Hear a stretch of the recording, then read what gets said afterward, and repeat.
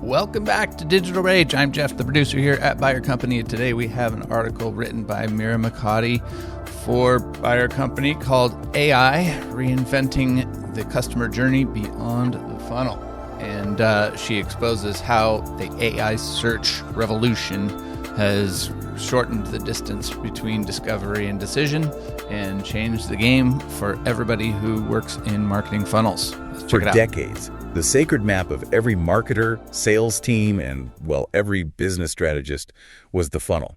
It was, yeah, our predictable path. Exactly. Awareness at the wide top, filtering down to consideration in the middle, and finally conversion at the narrow bottom. Yeah. It was the assumed choreography of the customer journey. And it was, a comfortable fantasy. We're deep diving into the source material that calls this traditional marketing funnel an official relic of the past. A relic, wow. Yeah.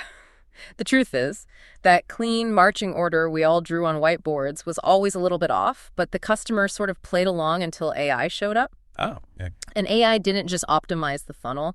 It exposed the fundamental structural flaws in the whole map by collapsing the time it takes to learn and decide. So the mission today isn't about trying to, patch up that broken model or add a little loop at the bottom. No, not at all. It's about understanding the fundamentally new physics of buying in a world mediated by synthetic intelligence.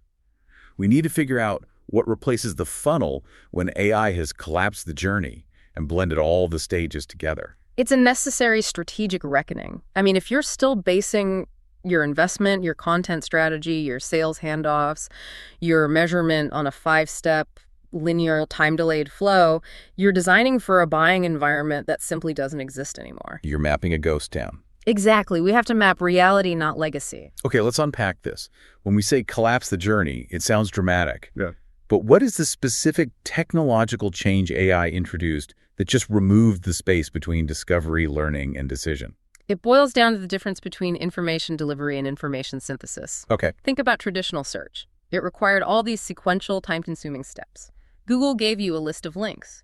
You, the buyer, had to click, read, open another tab to compare, maybe read a review. Right, and start forming an opinion over minutes or hours or sometimes days. Those time intervals were the pauses that define the stages of the funnel. the moments where you were nurtured down the path by us sending you the next piece of content based on your last click. Precisely. Now, AI delivers compressed answers instantly. A powerful large language model doesn't just link you to sources. It digests hundreds of them. Your white papers, your competitors' reviews, independent analyses, and outputs a single synthesized verdict. A verdict.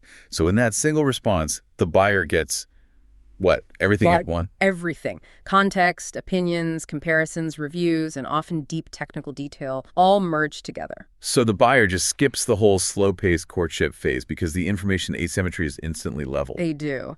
Our sources state that because of this instant compression, there's effectively no top, no middle. There's only the moment someone asks a question. Wow. Awareness, education, and evaluation happen simultaneously in the space of a single response from the AI. The stages haven't shortened, they've simply blended into a single burst of knowledge transfer. That makes profound sense. The funnel assumes everyone starts at the same entrance door, the awareness stage. But if a buyer gets an instant comprehensive education, they might bypass our front door entirely. They do. They just show up informed and potentially already leaning one way or the other. So what does this all mean if we can't predict where the buyer enters? It means we have to abandon the idea of a single, uniform starting gate. The entry point is now. Well, it's completely unpredictable because AI is mediating that first touch. And it's synthesizing content from sources we don't even control. Many of which you don't control, right? Can you give us some examples of these wild entry points that just defy the traditional funnel? The sources outline a few really disruptive possibilities. A buyer might discover your brand not by clicking on your blog, but through an AI summary of a white paper they never actually downloaded. Right, they just get the Cliff Notes. Exactly. Or they might get a product recommendation embedded inside a third-party industry chatbot. Maybe they start with a video clip on LinkedIn that an AI flagged as hyper-relevant to their project.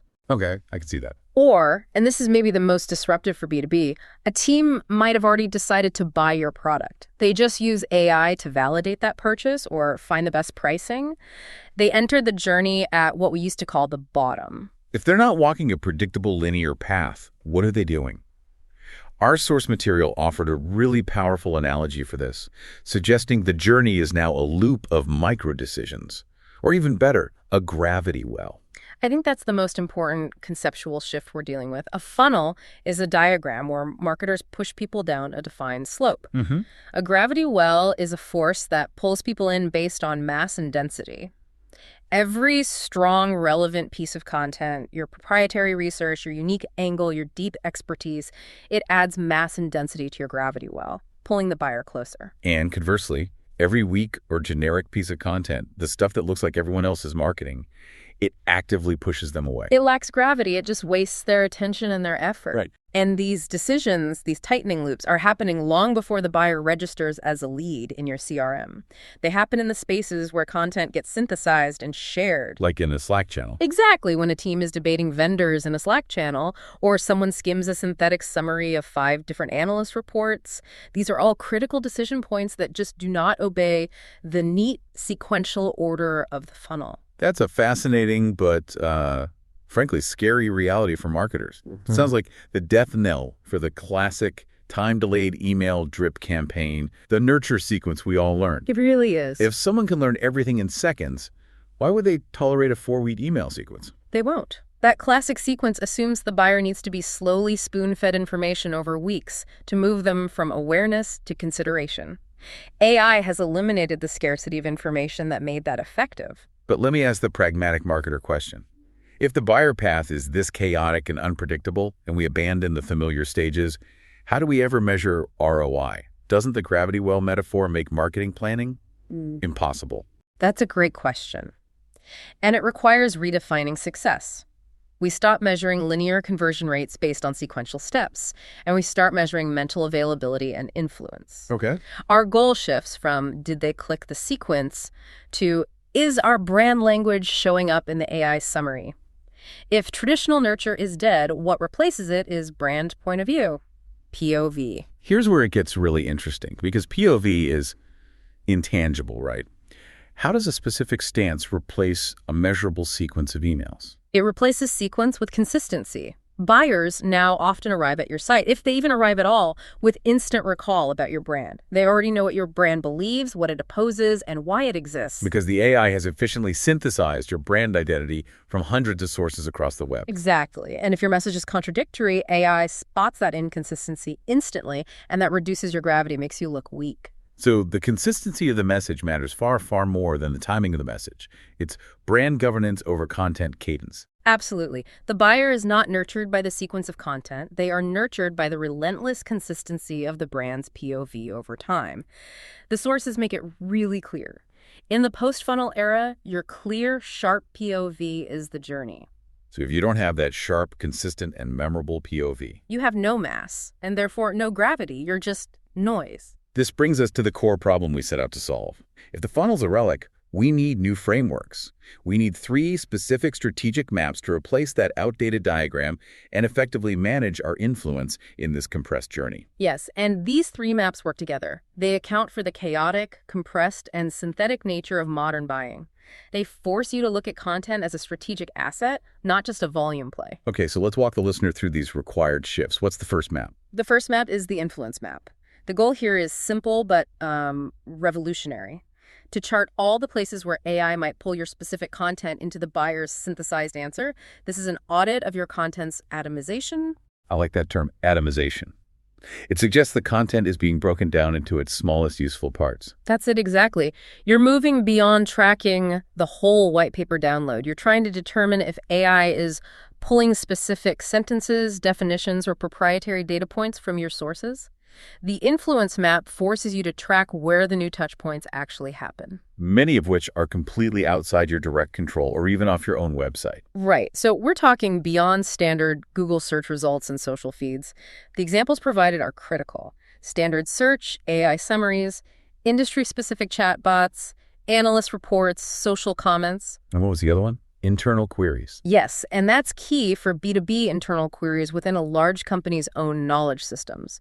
Your content might be locked behind a firewall, but if an AI system digests it, you need to know how it's being summarized and used. That is a massive shift, moving from mapping what we send out to mapping where AI is pulling our information in and breaking it apart. And understanding that atomization leads directly to the second framework, the decision loop map. Since the journey is now a loop of instant micro-decisions, this map identifies the specific, granular judgments buyers have to make on their way to a final choice. You have to anticipate those doubts. And this moves far beyond the simple generic question like, do I need a new CRM? Oh, absolutely. The decision loop map forces you to ask, what specific questions are they answering about us right now? The micro-decisions are the points of friction. For example, is this credible? Is this solution secure and compliant? Right. Is this underlying technology modern or is it legacy? Is this worth the internal switching cost for my team?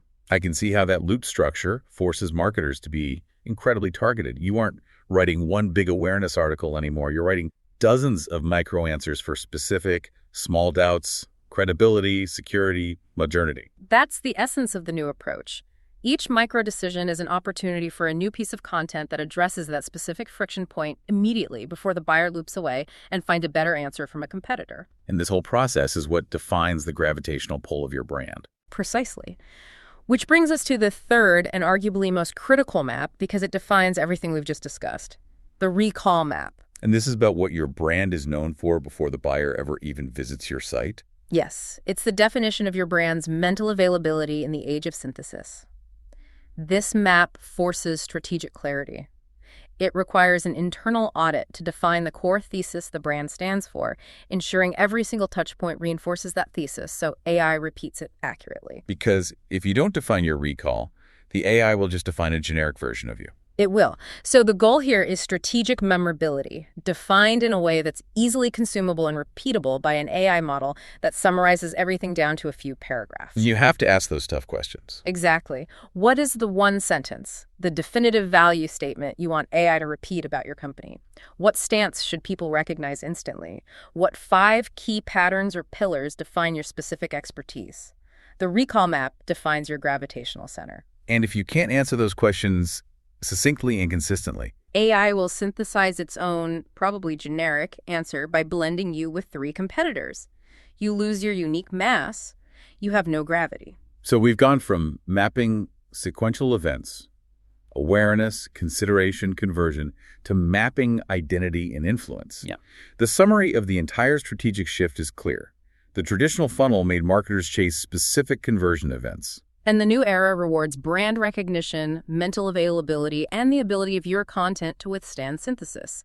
The goal is no longer pushing people down a predefined path. Pulling people in. It's pulling people in using gravity and a powerful, consistent POV that AI can readily articulate on your behalf. If AI is already using your language, repeating your worldview, and recognizing your expertise in a synthesis response, you've already won half the journey before the customer ever sends you an email or clicks a button. Recognition is the new victory metric. It simplifies the objective while drastically complicating the execution. You have to be omnipresent across all those influence maps, but with a singular voice defined by the recall map. That requires a rigor and a ruthless consistency that I think we can agree many brands currently lack. They do. This entire deep dive started with the premise that AI destroyed the marketing funnel. But the sources suggest something even more fundamental is at play here. The most crucial takeaway, the thing for you to mull on this week, is this. AI didn't actually destroy the funnel. It simply exposed that the funnel was never truly real in the first place. It was an artificial construct based on time delays and information scarcity. Right. Now we get the opportunity to replace that comfortable fantasy with a mapping strategy that actually aligns with the messy, compressed, and instantaneous way humans make complex decisions today. Reach out to us at jbyer.com for comments and questions. Follow us at Byer Company on social media, and if you'd be so kind, please rate and review us in your podcast app.